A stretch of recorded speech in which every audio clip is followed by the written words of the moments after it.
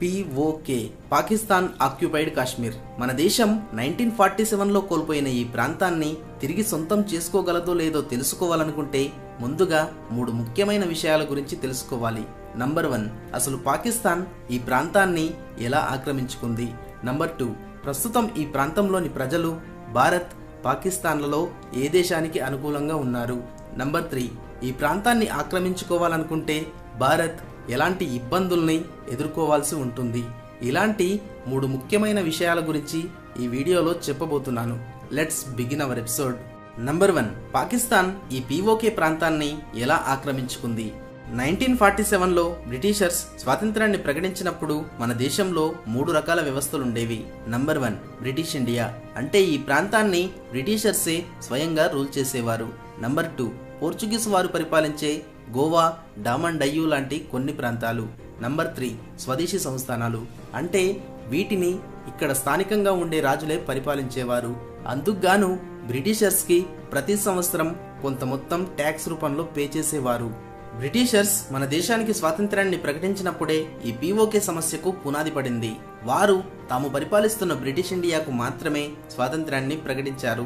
స్వదేశీ సంస్థానాలు మాత్రం బ్రిటిష్ ఇండియాలో కలవచ్చు, లేదా పాకిస్తాన్లో కలవచ్చు, లేదా స్వతంత్ర దేశంగా ఉండవచ్చని తీర్మానించారు.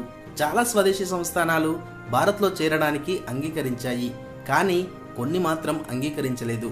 వాటిలో కాశ్మీర్ సంస్థానం కూడా ఒకటి. ఈ సంస్థానంలో 74% మంది ముస్లిం ప్రజలు నివసించేవారు.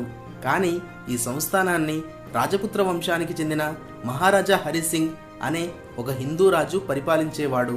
ఇతను తన రాజ్యాన్ని ప్రజాస్వామ్య దేశమైన భారత్లో గాని, ముస్లిం ప్రాబల్యం కలిగిన పాకిస్తాన్లో గాని చేర్చడానికి అంగీకరించలేదు.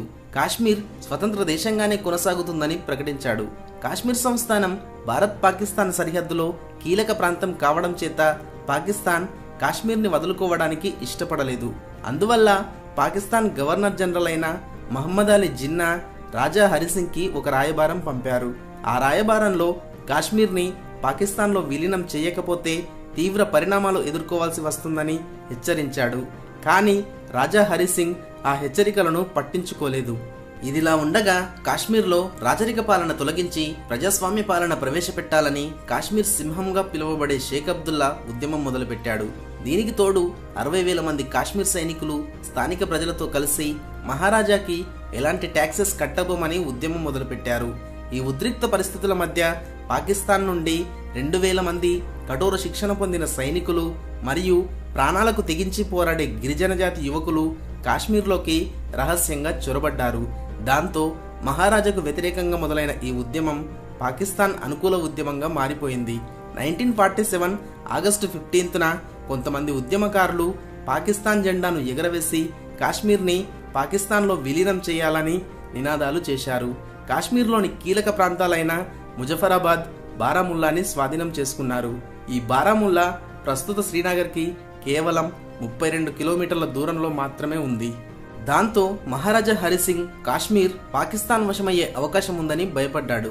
1947 అక్టోబర్ 24న తనకు సైనిక సహాయం కావాలని అప్పటి హోమ్ మినిస్టర్ అయిన సర్దార్ వల్లభాయ్ పటేల్ గారికి రాయబారం పంపాడు. కానీ వల్లభాయ్ పటేల్ గారు ఇన్స్ట్రుమెంట్ ఆఫ్ యాక్సెషన్ పై సంతకం చేయనిదే ఎలాంటి సహాయం చేయబోమని తేల్చి చెప్పారు. దాంతో అక్టోబర్ 26న Maharaja Hari Singh instrument of accession పై సంతకం చేశారు.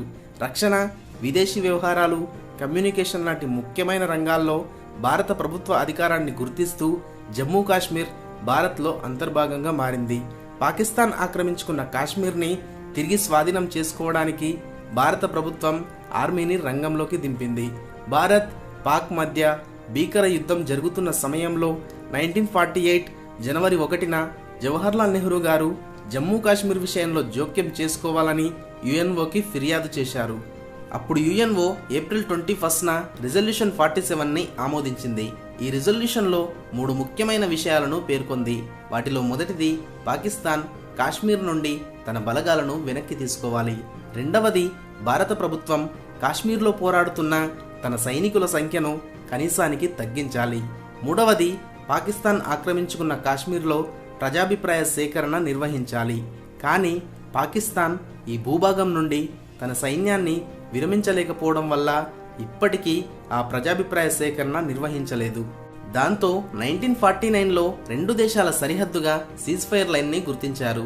దీని ప్రకారం రెండు దేశాలు తాము ప్రస్తుతం ఉన్న స్థానాన్నే కొనసాగించాయి. కానీ 1963లో జరిగిన సినో పాకిస్తాన్ అగ్రిమెంట్ ద్వారా పాకిస్తాన్ 5000 స్క్వేర్ కిలోమీటర్స్ గల సాక్షిగం వ్యాలీని చైనాకి గిఫ్ట్గా ఇచ్చింది. ఆ తరువాత 1972లో సీజ్ ఫైర్ లైన్ ని అధికారికంగా లైన్ ఆఫ్ యాక్చువల్ కంట్రోల్గా గుర్తించి రెండు దేశాలు దీన్ని అంగీకరించాయి. నంబర్ 2, ప్రస్తుతం ఈ పీఓకే ప్రాంతంలోని ప్రజలు భారత్, పాకిస్తాన్లలో ఏ దేశానికి అనుకూలంగా ఉన్నారు? పాకిస్తాన్ ఈ ప్రాంతాన్ని ఆక్రమించుకున్న తర్వాత ఆజాద్ కాశ్మీర్ మరియు గిల్గిట్ బాల్టిస్తాన్ అని రెండు భాగాలుగా విభజించింది. 40 లక్షల జనాభా కలిగిన ఆజాద్ కాశ్మీర్ 10 జిల్లాలుగా విభజించబడి ఉంటుంది. కిషన్ గంగా నది ఒడ్డున గల ముజఫరాబాద్ దీని రాజధాని పట్టణం. అలాగే 18 లక్షల జనాభా కలిగిన గిల్గిట్ బాల్టిస్తాన్ వైశాల్యంలో ఆజాద్ కాశ్మీర్ కంటే 6 రెట్లు పెద్దదిగా ఉంటుంది. ఈ గిల్గిట్ బాల్టిస్తాన్లోనే 7000 మీటర్ల కంటే ఎత్తు కలిగిన హిమాలయ పర్వతాలు 50కి పైగా ఉన్నాయి. ప్రస్తుతం ఈ ప్రాంతం 3 అడ్మినిస్ట్రేటివ్ డివిజన్స్ మరియు 10 జిల్లాలుగా విభజించబడి ఉంటుంది. భౌగోళికంగా ఈ పీఓకే ప్రాంతం భారత్కి ఎంతో కీలకమైనది. ఇక్కడ హైడ్రో ఎలక్ట్రిక్ పొటెన్షియల్తో పాటు బంగారం, బొగ్గు, గ్రాఫైట్ మరియు బాక్సైట్ లాంటి ఖనిజ వనరులు పుష్కలంగా లభిస్తాయి. సహజ సరిహద్దుగా ఉన్న ఈ ప్రాంతాన్ని పాకిస్తాన్ ఆక్రమించుకోవడం వల్ల భారత్కి భద్రతా పరంగా ఎంతో సమస్యాత్మకంగా మారిపోయింది. దానికి తోడు చైనా ప్రభుత్వం ఈ ప్రాంతం గుండా $80 బిలియన్ ఖర్చుతో చైనా పాకిస్తాన్ ఎకనామిక్ కారిడార్ని నిర్మిస్తోంది. దీని నిర్మాణానికి గల ముఖ్య కారణం చైనా అరబ్ దేశాల నుండి ముడి చమురు, న్యాచురల్ గ్యాస్ని దిగుమతి చేసుకోవాలంటే ఆసియా ఖండం చుట్టూ తిరిగి 13,000 కిలోమీటర్లు ప్రయాణించాలి. అందువల్ల చైనా పాకిస్తాన్లోని గ్వాదర్ పోర్టును 43 సంవత్సరాల వరకు లీజుకు తీసుకుంది. తద్వారా చైనాలోని కష్గర్ సిటీ నుండి పీఓకే గుండా పాకిస్తాన్లోని గ్వాదర్ పోర్టు వరకు roads, gas pipe lines, railway lines మరియు ఎయిర్పోర్ట్స్ని నిర్మిస్తుంది. ఈ నిర్మాణానికి అయ్యే ఖర్చులో 90% డబ్బుని పాకిస్తాన్కి అప్పుగా ఇస్తుంది. దీని నిర్మాణం పూర్తయితే పాకిస్తాన్లోని యువతకు 150,000 మందికి ఉద్యోగాలు లభిస్తాయని చెబుతోంది. చైనా ఈ ప్రాజెక్టు నిర్మాణాన్ని పూర్తి చేస్తే ఈ ప్రాంతంలో తన మిలిటరీని మోహరించే అవకాశం ఉంది. తద్వారా ఈ ప్రాంతం భారత్కి భద్రతా పరంగా మరింత సమస్యాత్మకంగా మారే అవకాశం ఉంది. నంబర్ 3, భారత్ ఈ ప్రాంతాన్ని ఆక్రమించుకోవాలనుకుంటే ఎదురయ్యే ఇబ్బందులు ఏమిటి? పాకిస్తాన్ ఆక్రమిత కాశ్మీర్లోని చాలా మంది ప్రజలు తమ ప్రాంతం పూర్తిగా పాకిస్తాన్లో విలీనమైనట్టుగా భావించరు. 1963లో పాకిస్తాన్ సాక్షిగం వ్యాలీని చైనాకి గిఫ్ట్గా ఇవ్వడంతో ఏదో ఒక రోజు తమ ప్రాంతాన్ని కూడా అదే చైనాకు బహుమతిగా ఇచ్చే అవకాశం ఉందని భయపడుతున్నారు. అలాగే ఇక్కడ జిహాద్లు మరియు ఇండియాని వ్యతిరేకించే నాయకులు ఎక్కువగా ఉన్నారు. ఎవరైనా సామాన్య ప్రజలు భారత్కి అనుకూలంగా మాట్లాడినా, భారత్లో విలీనం చెయ్యాలని ఉద్యమాలు చేసినా వారిని కిడ్నాప్ చేసి చంపేస్తున్నారు. జమ్మూ కాశ్మీర్ అసెంబ్లీలో 24 స్థానాలు ఈ పీఓకే ప్రజల కోసం రిజర్వ్ చేయబడ్డాయి.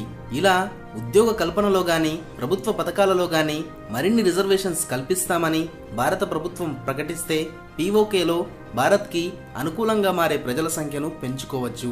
అంతర్జాతీయ వేదికలపై ఈ ప్రజలకు సపోర్ట్ చేయడం వల్ల పీఓకే విషయంలో పాకిస్తాన్పై ఒత్తిడి తీసుకురావచ్చు.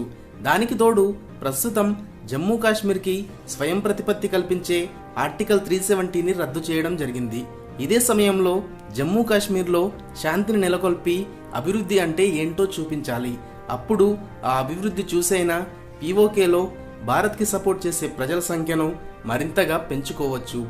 చైనా కూడా తైవాన్ తమ దేశంలో అంతర్భాగమని భావిస్తుంది. కానీ తైవాన్కి అమెరికా సపోర్ట్ చేయడం వల్ల చైనా తైవాన్ విషయంలో జోక్యం చేసుకోవడం లేదు. అలాగే భారత్ కూడా పీఓకే విషయంలో జోక్యం చేసుకోవాలంటే చైనా వ్యతిరేకతను కూడా ఎదుర్కోవాల్సి ఉంటుంది. భారత్, పాక్, చైనా ఈ మూడు కూడా అణ్వాయుధాలను కలిగిన దేశాలు కావడం వల్ల యుద్ధం సంభవిస్తే ఆయా దేశాలకు తీవ్రమైన నష్టం సంభవించే అవకాశం ఉంది. ప్రతి సంవత్సరం ప్రభుత్వ బడ్జెట్లో 35% పైగా రక్షణ రంగం కోసం కేటాయించబడుతుంది. ఇందులో ఎక్కువ భాగం జమ్మూ కాశ్మీర్లో రక్షణ కోసమే ఖర్చు చేస్తున్నారు. ఒకవేళ భారత్ ఈ పీఓకేని ఆక్రమించుకోవాలనుకుంటే ఆ బడ్జెట్ని మరింతగా పెంచాల్సి ఉంటుంది. దానివల్ల కొంచెం ఆర్థిక భారం పెరిగే అవకాశం ఉంది. మన వీడియోస్ని చాలా మంది సెలెక్ట్ చేసుకుని ఎక్కువసేపు చూస్తున్నారు. కానీ మీరు లైక్ చేయకపోవడం వల్ల వీడియోస్ కొత్త వారికి రీచ్ అవ్వడం లేదు. ఒక వీడియో చేయడానికి నాకు దాదాపుగా 18 గంటలు టైం పడుతుంది. సో మీరు లైక్ చేస్తేనే నా కష్టానికి ప్రతిఫలం ఉంటుంది. సో ఒక 5000 లైక్స్ ఇచ్చి సపోర్ట్ చేస్తారని ఆశిస్తున్నాను.